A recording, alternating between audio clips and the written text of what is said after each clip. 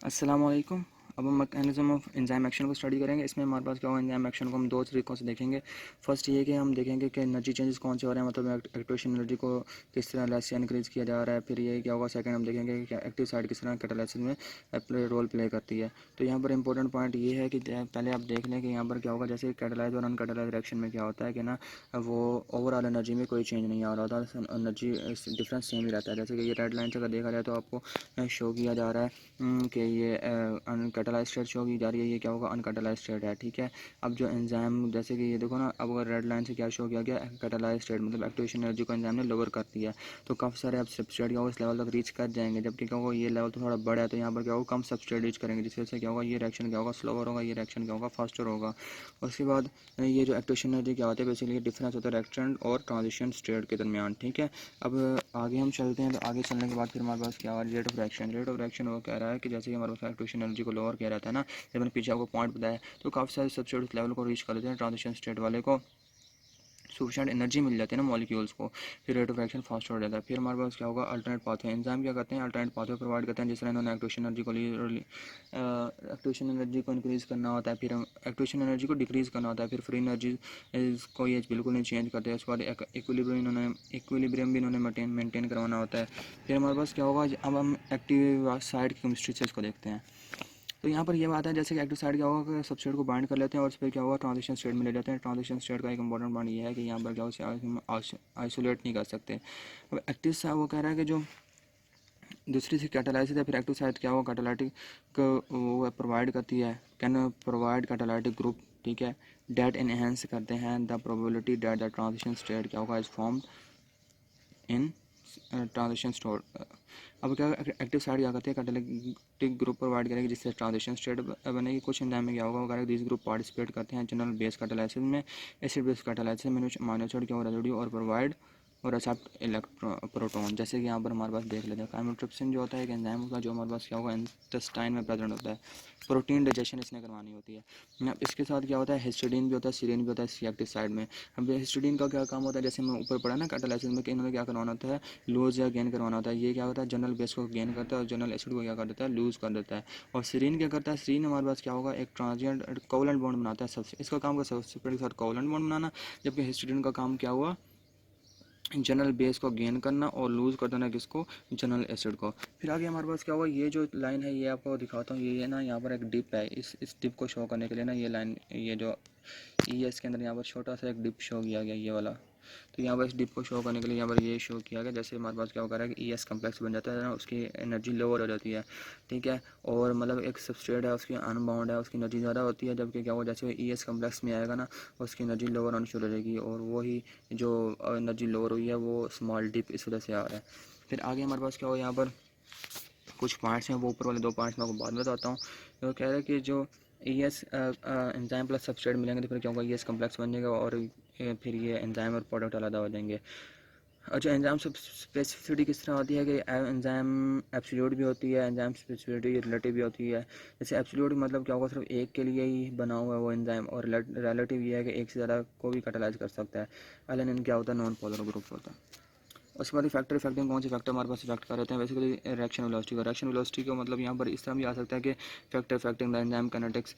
तो enzyme kinetics क्या होता है, rate of velocity of the enzyme action.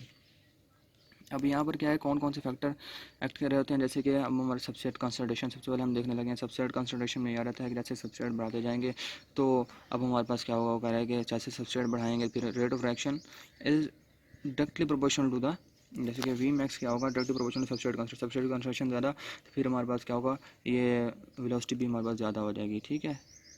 और फिर उसके बाद हमारे पास आ जाता है कि shape of enzyme kinetics curve किस तरह होगी। इन इलेस्टोरिक एंजाइम डू नॉट क्या वो फॉलो, ये जो है ना मैस्कुलिन मेंटस काइनेटिक्स अगर आगे इक्वेशन हम ये पढ़ते हैं तो इसकी क्वेश्चन को फॉलो नहीं करते ये, जबकि सिग्मोइडल कर्व शो करते हैं वो एंजाइम जो हमारे पास क्या होगा कि एलास्टोरिक एंजाइम है ना, ये मैस्कुलिन मेंटस इक्वेशन को फॉलो नहीं करते, और ये क्या होगा इंस्टेड ये एक सिग्मोइडल कर्व शो करते हैं, और जो एंजाइम मैस्कुलिन मेंटस इक्वेशन को फॉलो करेंगे वो हाइपरबोलिक कर्व शो करेंगे। ठीक है।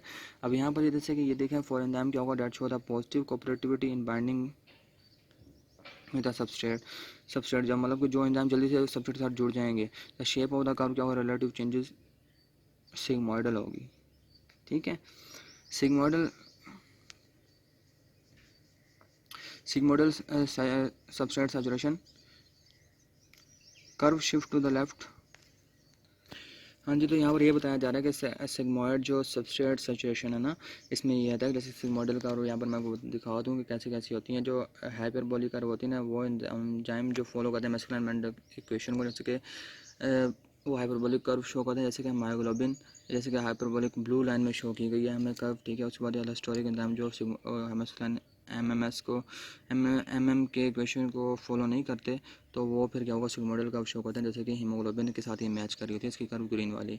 अब वो ये शो कर रहा है, अब यहाँ पर ये पॉइंट्स में ये बता रहा है कि सिग्मोइडल स्ट्रक्चर सैचुरेशन में ये होता है कि कर्व जब हमारे पास क्या होगा, एंजाइम की एफिनिटी ना सबस्ट्रेट के लिए डिक्रीज़ हो जाएगी, तो फिर क्या होगा, ये कर्व लेफ़्ट की तरफ शिफ्ट हो जाएगी। मतलब कि ये जो कर्व है ना सिग्मोइडल, ये जो सिग्मोइडल कर्व है, ये वाली ग्रीन वाली, ये लेफ़्ट की तरफ शिफ्ट हो जाएगी, ठीक है। ये लेफ़्ट साइड पर आ जाएगी।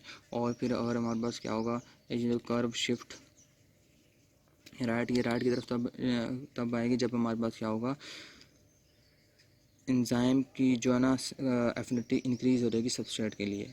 ये 2 पॉइंट आपको होने चाहिए। बाकी उसके बाद फिर हमारे पास आ जाता है वेलोसिटी, जैसे कि मैंने आपको बताया कि ये हो गया। फिर टेम्परेचर का इफेक्ट देख लेते हैं, जैसे टेम्परेचर इंक्रीज़ करेंगे वेलोसिटी इंक्रीज़ हो जाएगी, बट ऑप्टिमम टेम्परेचर पर, जैसे कि ऑप्टिमम टेम्परेचर 37 है और फिर इसका जो रेंज आती है 35 से 40 तक आ जाती है।